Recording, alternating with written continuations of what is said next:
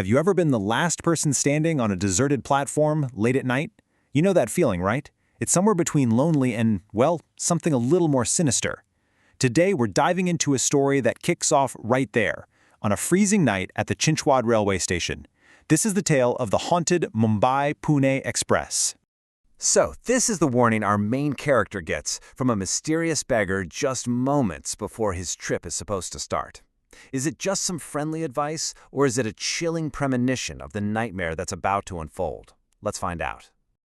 All right, the stage is set for a truly classic ghost story. And trust me, every little detail is important here. We're about to see how a simple, delayed train ride spirals into a journey with no end in sight. Okay, so picture this. It's midnight, it's December, so it's freezing. The Chinchwad station is a ghost town because the Mumbai-Pune Express is running a solid 3 hours behind schedule. Everybody else has given up and gone home, everybody that is, except for one guy named Jitin.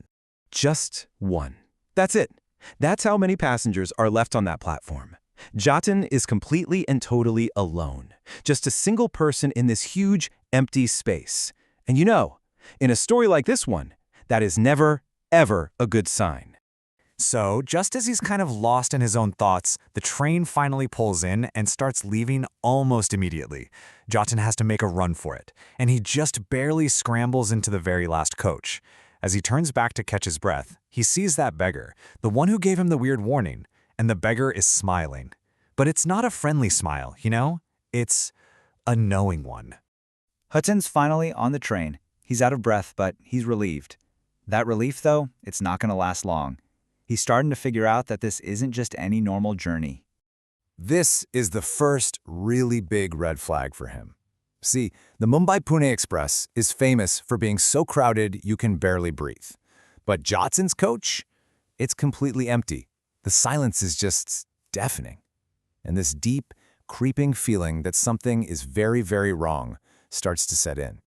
So Jatin looks around the empty coach, and then he spots him, a man sitting way at the other end.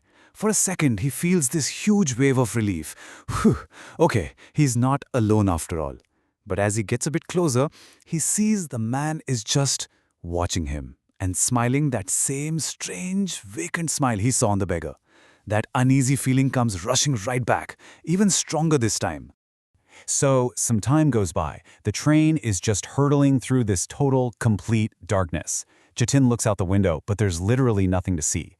And that's when a really chilling thought hits him. They've been moving for a long time, but they haven't passed a single station, not even one.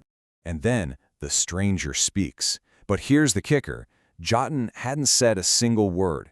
The guy answers the question that was forming inside Jatin's head, confirming his deepest fear. They're trapped. Then he tells Jatin, "You've boarded the wrong train." Okay, this is the exact moment where the story turns from just unsettling to pure, outright horror. Jatin's about to find out who his fellow passenger really is and the terrifying history of the train he's trapped on.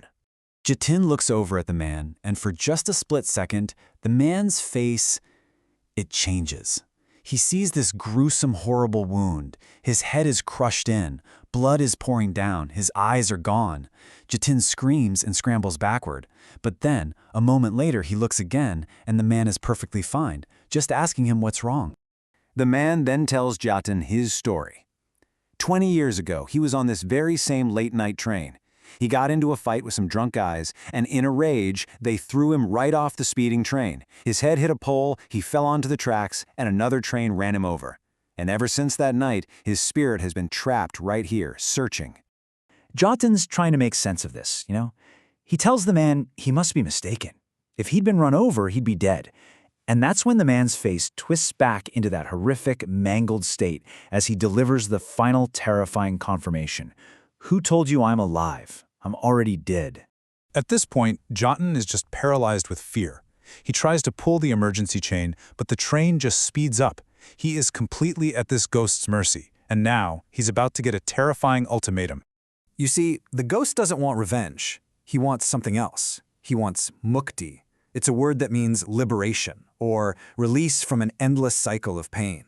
He just wants to be free from this train. The ghost's deal is absolutely terrifying. He tells Jatin that there is a way out. He can leave the train, he can survive, but there's a price. To free the ghost, Jatin has to take his place. He has to become the new spirit, trapped on this train forever.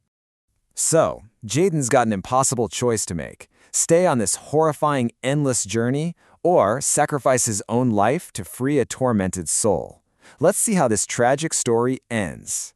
Jatin looks out the window into that endless, dark void where no stations ever come. He understands there's no way out.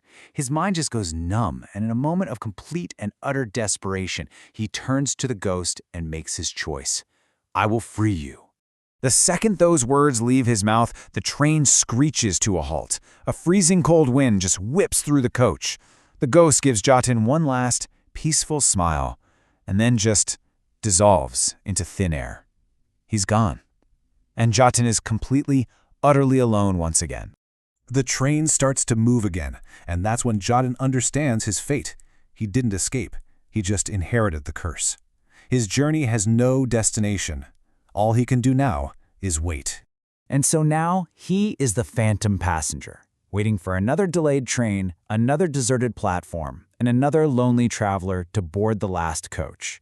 Which leaves all of us with one last, haunting question. Who is going to be the next passenger to pay the price for his freedom?